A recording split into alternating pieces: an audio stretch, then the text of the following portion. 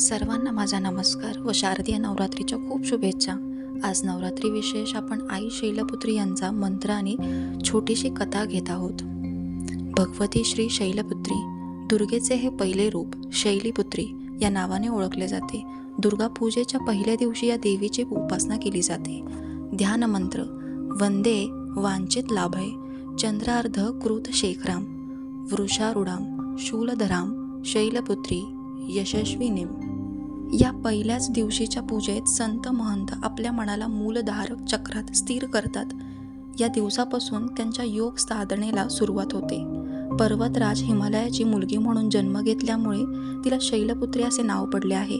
नवरात्रीच्या पहिल्याच दिवशी तिची पूजा आणि आराधना केली जाते. या दुर्गेच्या उजव्या हातात त्रिशूळ आणि डाव्या हातात कमळाचे फूल आहे.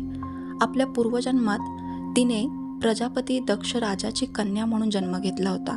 त्यावेळी तिचे नाव सती असे होते. तिचा विवाह शंकराशी झाला होता. एकदा राजा प्रजापतीने मोठा यज्ञ केला. या यज्ञासाठी त्याने सर्व देवदेवतांना निमंत्रित केले होते, परंतु त्याने शंकराला निमंत्रित केले नव्हते. आपले वडील मोठा यज्ञ करणार असल्याचे समजल्यावर सतीला तिचे जाण्याची तीव्र इच्छा झाली. तिने आपली इच्छा शंकराजवळ प्रकट केली. तेव्हा शंकराने तिला सांगितले की प्रजापती दक्ष काही कारणास्तव माझ्यावर नाराज आहेत. त्यांनी सर्व देवदेवतांना यज्ञासाठी बोलवले आहे, परंतु मला मुद्दाम यज्ञाचे निमंत्रण दिले नाही. अशा परिस्थितीत तू तिथे जाणे मला योग्य वाटत नाही. शंकराने समजावून सांगितले तरीही तिचे समाधान झाले नाही. वडिलांचे यज्ञ पाहणे तसेच आपली आई आणि बहिणींना भेटण्यासाठी तिचे मन व्याकुळ झाले होते. तिचा आग्रह पाहून शंकराने तिला यज्ञासाठी जाण्याची परवानगी दिली. सती वडिलांच्या घरी गेल्यावर कुणीही तिचे स्वागत केले नाही. तिला कुणीही आधाराची वागणूक दिली नाही. आई आणि बहिणींनी देखील तिला गळाभेट दिली नाही. सर्वजण तिच्याकडे पाहून तोंड फिरवत होते. नातेवाईकांची ही वागणूक पाहून तिला अत्यंत राग आला. तिथे शंकराच्या प्रती तिरस्काराची भावना असल्याचे तिला दिसून आले. दक्षाने शंकराविषयी काही अपमानकारक शब्दही वापरले होते. हे सर्व पाहून ती रागाने संतप्त झाली आणि शंकराने सांगितले तेच योग्य होते असे तिला वाटले.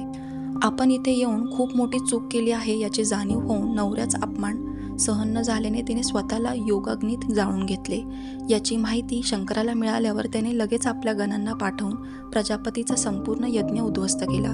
सतीने पुढील जन्मात शैलराज हिमालयाच्या कन्येच्या रूपात जन्म घेतला. यावेळी ती शैलपुत्री या नावाने प्रसिद्ध झाली.